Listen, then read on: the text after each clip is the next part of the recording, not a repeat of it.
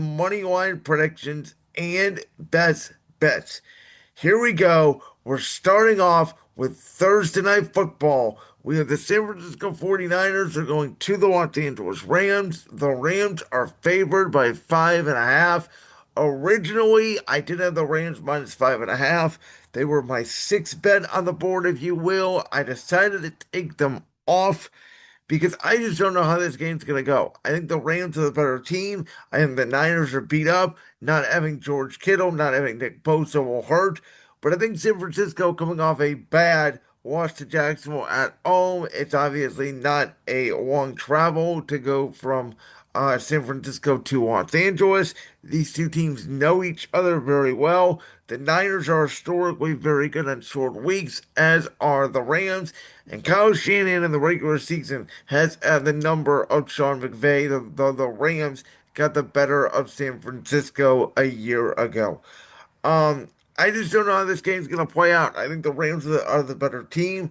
I think they're probably going to win this game. I'm just unsure right now with the line minus 5.5 because I think the Rams could win by 7. I think they could also win by 3. I think there's a world out there that San Francisco also pulls out the upset. I think the injuries is what dictates this in the Rams' favor. Then Vikings at the Browns, and I was toying with taking the Browns plus 3.5 with the hook. Now, I do think Minnesota wins the game. I think they're going to bounce back from the week 4 loss to Pittsburgh and Ireland. I said before the year they were going to split their two international games. So if I'm right on that, they got to win this game. And the Browns' defense has been incredible this year. That's not the reason why they are at 1-3. The offense has been terrible, and there are reports out there that it's probably going to be Dylan Gabriel against the Vikings, though Joe Flacco is still listed as the number one quarterback on the depth chart, and I just don't know. Listen, Brian Flores, that coordinator going up against potentially a rookie quarterback, or even Joe Flacco, a statue that can't move. Listen, the Vikings offensive line is bad, and Carson Wentz probably going to get run over by Myles Garrett, Mason Graham, and crew. This feels like a very low scoring defensive game, 13 to 10. Not a lot of action for the London crowd. It sort of feels like whoever has the ball last and makes a key stop is going to win this game. I like Minnesota to win in a heartbreaking fashion for Cleveland Browns fans. Again, I like the Browns plus 3.5 initially. I took them off because I don't really know, man. I don't really have an explanation for you. Another weird game. I am going to tell you right now, I'm taking my Eagles minus 4.5. I think they cover against Denver, who the Broncos' two wins have come against the Tennessee Titans, who can't move the ball with Cam Ward, and Jake Browning and the Cincinnati Bengals. They have played well in their losses to the Colts and the Chargers, yes, but this Denver team still does not feel like the team that they were a year ago. They have an international trip in London looming on the horizon against the Jets, which is going to be a weirdish type game. Bo Nix coming into that hostile environment, Philadelphia for the first time. These two teams don't play each other a lot. And the Eagles have been hearing all week that there's dysfunction. Oh my God, they're 4-0, but they're broken and they're this. And A.J. Brown's going to request a trade and all of this. This Eagles team seems to keep winning throughout the noise and the drama. Even last year in their Super Bowl run, they had noise and drama. And I think this Eagles roster, to be honest with you, is just better than this Denver Broncos roster. I did not buy the Broncos as a playoff or Super Bowl contender coming into the year. I thought Denver was a little bit overrated. I think they can beat bad teams. I don't think they can beat good teams. And the Eagles' defensive line will make enough noise on Bo Nix that the Eagles will cover by more than 4 points here. I like them at minus 4.5. Then, listen, I don't know what to expect from this game, but I think the fact the Saints are favored in any game, even at home against the New York Giants without Malik Neighbors, and the way the Saints have played compared to the Giants overall in the first 4 weeks, I think if there's a week the Saints are going to win a football game, it's going to be this week against the Giants. It's now or never, or they may not win a game for a long while. So give me the Saints here No way I'm touching this game though in bets. Then we have Cowboys at Jets. Dallas is favored by 2.5, and this is a game where you look up and you go, okay, the Jets are 0-4, but they played well in two games. They played awful in the other two games. Are they going to bounce back? Are they going to play well?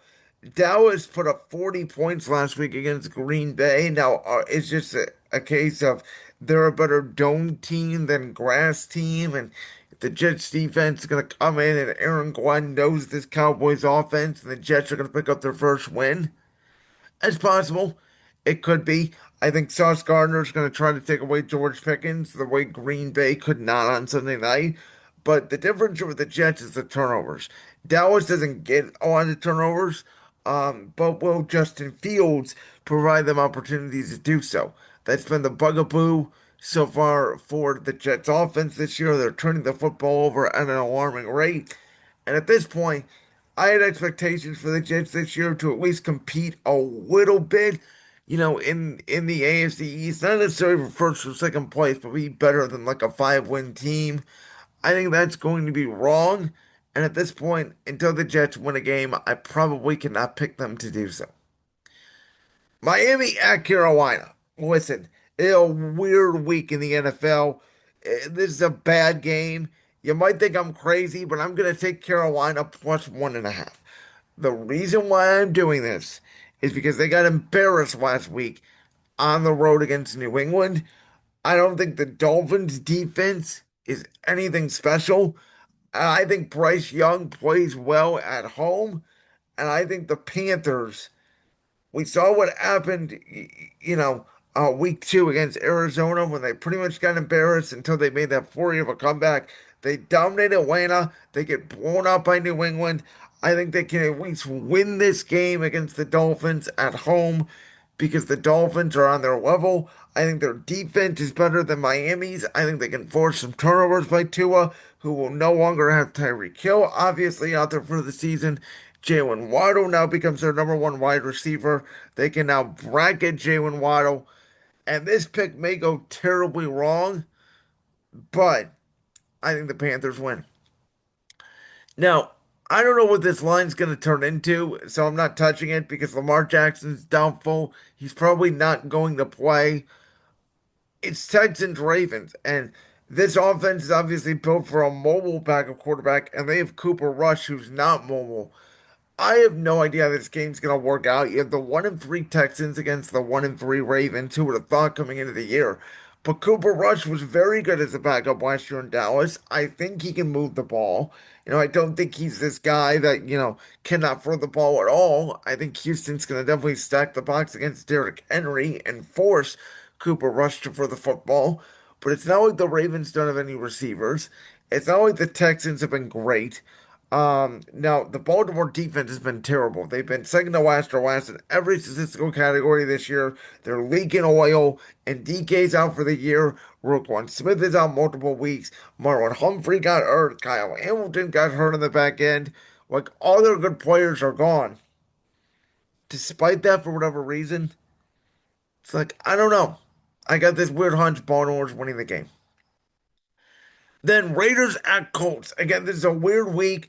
I think the Colts are better than, 3-1. I think they should be 4-0. I thought they should have beat the Rams last week. And the Raiders, they may be 1-3, and they were a team that I was excited about coming into the year as potentially being a surprise team and making some noise. If they're going to do so, I think they have to win this game on the road, but I don't think they're going to. I like Indy minus 6.5. I'm going to take them to cover. I think Daniel Jones in a dome indoors gets back on track. I think the Colts are chasing Jacksonville at this point for that AFC South crown.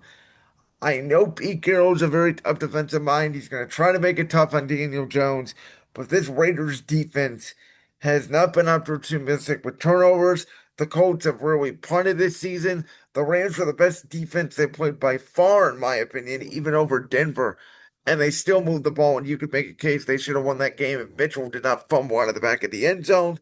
So I like Indy minus 6.5. Tennessee at Arizona. Listen, I like Arizona to win. I don't know how this game's going to go at all.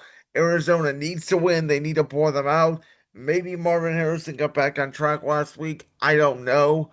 But everybody who thought that Cam Ward was going to potentially have a Jaden Daniels-esque year and carry the Tennessee Titans to a AFC South division crown in the weak division, if any of you thought that at any point, we can all throw that take in the garbage because it's over. The Tennessee Titans may be worse than the New Orleans Saints. The Saints just don't have a quarterback.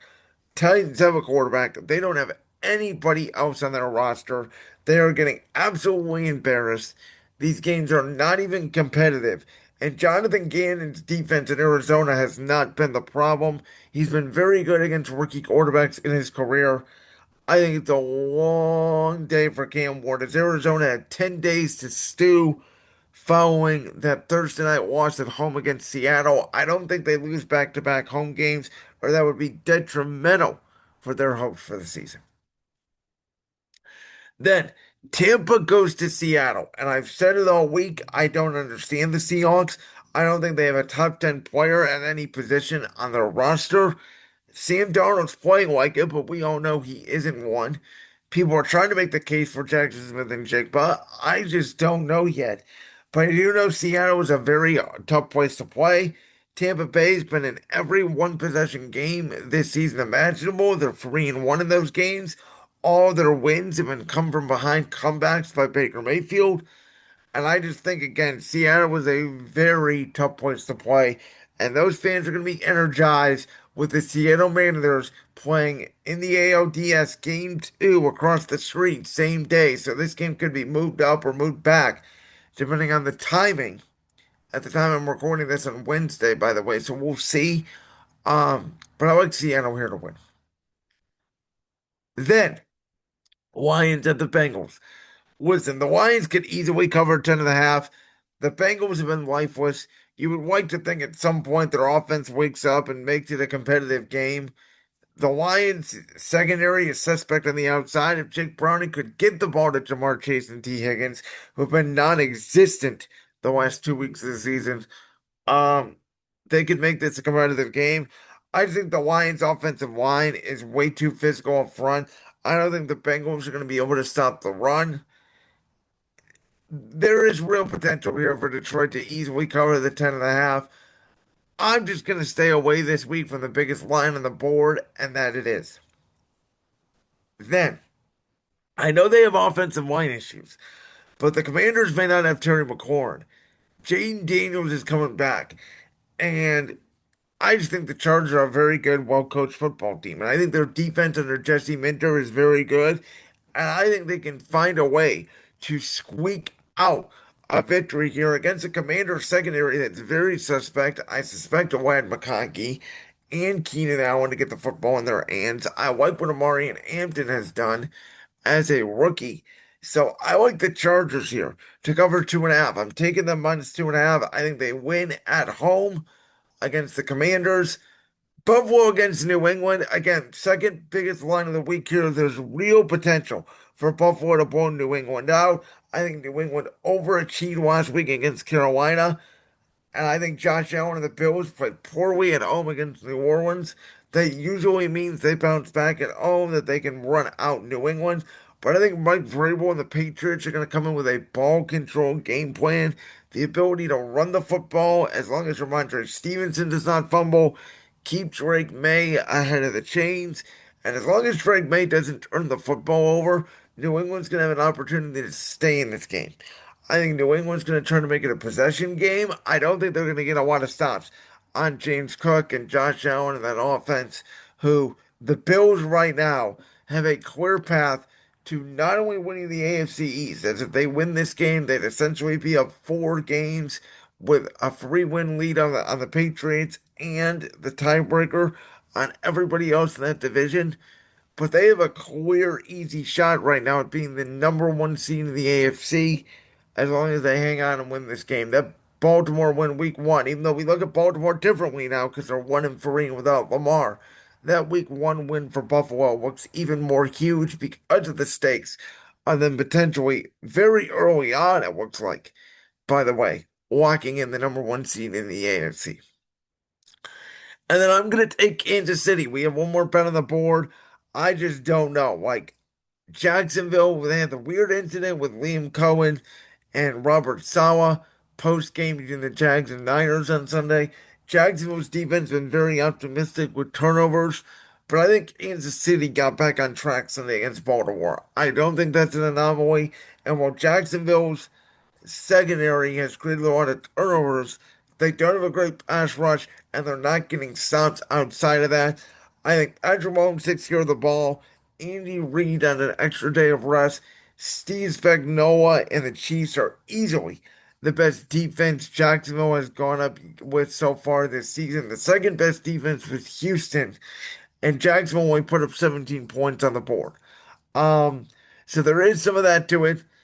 And in my opinion, I think the Chiefs are just the better football team. I think they go into Jacksonville, where that is a weird place to play with the Heat, obviously, but it's a Monday night. I think Kansas City will get acclimated rather quickly. I think they're the better team. Travis Hunter has not yet got going on offense for Jacksonville, which has been a little bit of a surprise.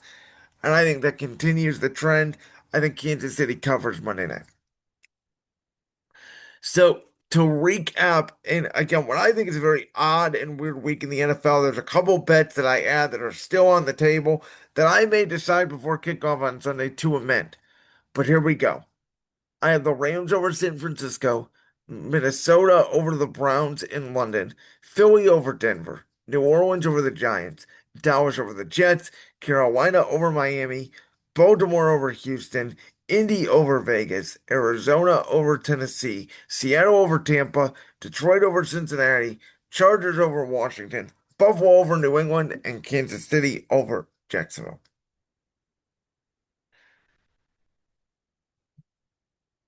Now, my five best bets for week five of the 2025 NFL season are I like my Eagles. I minus 4.5 to cover against the Denver Broncos.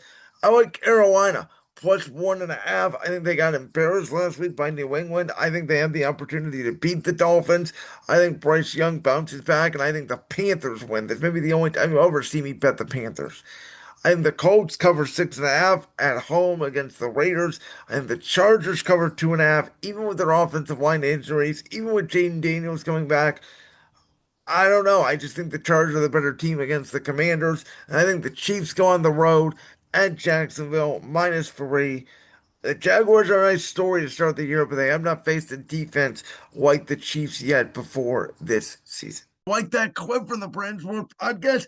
If so, make sure you go down there and hit that subscribe button. While you're down there hitting the subscribe button, make sure to also hit the notification bell so you never miss another upload. And make sure you check out all the other clips from the Brand Sports Podcast right here on YouTube.